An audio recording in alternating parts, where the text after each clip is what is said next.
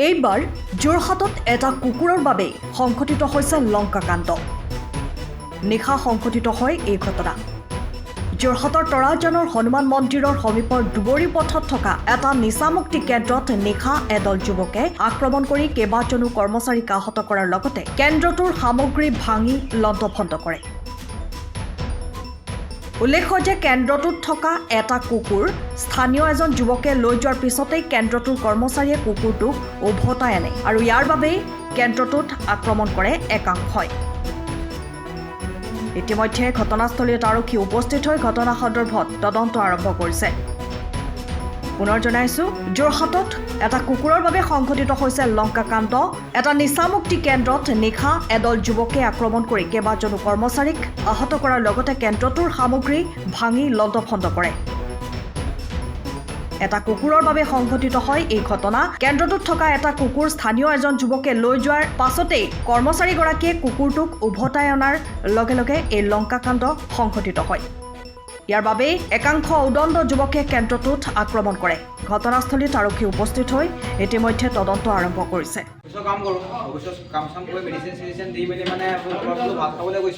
ভাতটো খাই থাকোঁতে মানে এনেকৈ ভাতকেইটা খাই থাকোঁতে আহি কোনোবা এটা বেক চাইডৰ পৰা মাথাত মাৰি দিছে ন, 20-30টামান লোৱা মানে সোমাই থাকে কেনে আহি পেলাই একদম কথা বতৰা নাইকিয়া একদম ধাম ধুম মাৰিছে আৰু মানে এনেকুৱা মাৰিছে মানে গোটেইবিলাক হাতে চাতে চিন মাৰিছিলে, ভৰিত মাৰিছে, মানে উঠিব নোৱাৰা হৈ গৈছে। যেনে তেনে মানে আমি নিজৰ প্ৰাণটো মানে ৰক্ষা কৰি পেলাই আমি মানে পলাই আহিছোঁ। মানে এনেকুৱাকৈ মানে মাৰিছে যে মানুহ নহয়, আমি যে জন্তু এনেকৈ মানুহ মাৰি নাপাওঁ। এই চেণ্টাৰটো ক'ত আছে? এই চেণ্টাৰ আমাৰ তৰাজান। তৰাজান কোন জেগা? আমাৰ হনুমান মন্দিৰ ওচৰত। মালিক কোন ইয়াৰ? আমাৰ জনাৰ্দন দাস। ক'ৰ হয় তেওঁ? তেওঁ বৈগাঁও। তেওঁ এতিয়া কি হৈছে?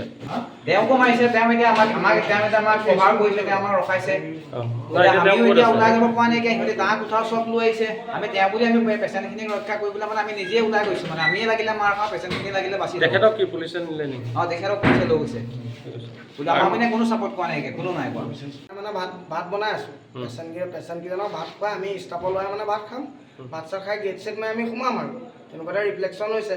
ৰিফ্লেকশ্যন হোৱাৰ পাছতে আমাৰ মানে বাহিৰৰ ল'ৰাই ষ্টাফৰ ল'ৰাই ভাত খাই এটা দুটাকৈ গৈ ভাত খাই আছে। ক'ৰ বাপা এজাক লৈ আহিছে, সুত নাই পোচ নাই, হুতুৰ কোবাব লাগি গৈছে, দা লৈ গপিয়াব লৈছে। তাৰপাছত আপোনাৰ মাৰিছে। কিমানমান মানুহ হ'ব? নাই কমেও আপোনাৰ 30টামানৰ ওচৰা-ওচৰি লোৱা হ'ব। একদম মানে যাকে পাইছে তাকে মাৰিছে। আমি পলাই তত পোৱা নাই। মোক একদম চকী ভাঙি দিছে, গাত পিঠিত বাটামে মাৰিছে, মাথাত মাৰিছে, এইবিলাক হাত গোটেই বেয়া কৰি পেলালে মানে মাৰি। কি কাৰণে হ'ল কাজিয়াখন? এখন কাজিয়াটো এটা কুকুৰৰ কাৰণে হ'ল। আমাৰ ইয়াৰ মানে চেণ্টাৰত কুকুৰ এটা আছে, সিহঁতি কুকুৰটো চুৰ কৰি নিব বিচাৰিছিলে। মানে আমি হাতেলোতে আজি সন্ধিয়া গৈ তাক ধৰিলোঁ। ল'ৰাটোৰ নাম কি? ল'ৰাটোৰ নাম নাজানো, আপোনাৰ এই গাঁওখনত থাকে, গোৱালগাঁও চাইডৰ ল'ৰা হয়। তাৰপিছত সি কৈছে আমি নাই নিয়া বুলি। তাৰপিছত সেইফালৰ পৰা গাড়ী লৈ 4-5টামান নামিছে। নামি লওঁতে মানে কি হ'ল কৈছে, আমি মোকাবিলা কৰিলোঁ।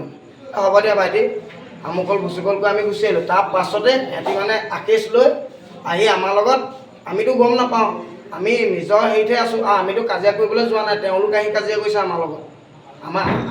আমাৰবিলাকৰ কাজিয়া কৰা একো অৰ্থই নাই। তেওঁলোক মানে অলপ গুণ্ডা দেখুওৱাৰ নিচিনা গোটেই সোপাই আহিছে। আহিলৈ যিটো মাৰ দিছে আমাক গোটেই ল'ৰা সোপাকে, কাৰোবাৰ মাথায়ে ফালিছে, কাৰোবাৰ ভৰিয়ে ভাঙিছে। তোমালোকৰ ইয়াত পেচেণ্ট কেইজন আছে? পেচেণ্ট আমাৰ অল টোটেল 30টা আছে। 30টা? অকল যোৰহাটৰে নে বেলেগ বেলেগ? চব বেলেগৰ, অকল যোৰহাটৰ বুলি নহয়। তেওঁলোকৰ কিবা হৈছে নেকি?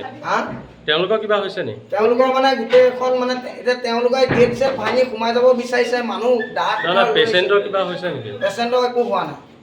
আমি ৰক্ষা কৰিলোঁ তেওঁলোকক, আমিয়ে মাৰ খালোঁ, কিন্তু তেওঁলোকক আমি বচালোঁ। ষ্টাফৰ অৱস্থা বেয়া। ষ্টাফক একদম মানে কেইজন আছিলে ষ্টাফ? গুৰুল কৰি মাৰিছে। প্ৰায় আমাৰ 22জনমান হ'ল। আপুনি ঘৰখনত জাপানী চৌকাত দৰ্জা, খিৰিকী, গ্ৰিল, গেট আদি লগাব বিচাৰে নেকি, যিবোৰ দীৰ্ঘদিন অটুট থাকিব? তেন্তে পলম নকৰিব, আমাৰ বিপণীলৈ আহক। যোৰহাটৰ একমাত্ৰ আমাৰ বিপণীত এনে উন্নত সামগ্ৰী উপলব্ধ। এই মেচিনটোৱে বেণ্ড কৰা হয়, দৰ্জা চৌকাত আৰু উইণ্ডো বনোৱা হয়।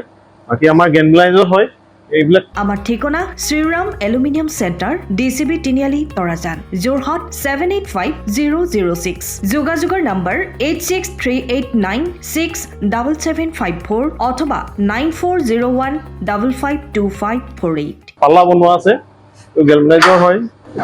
এইটো প্ৰেছ ষ্টীল বুলি কয়।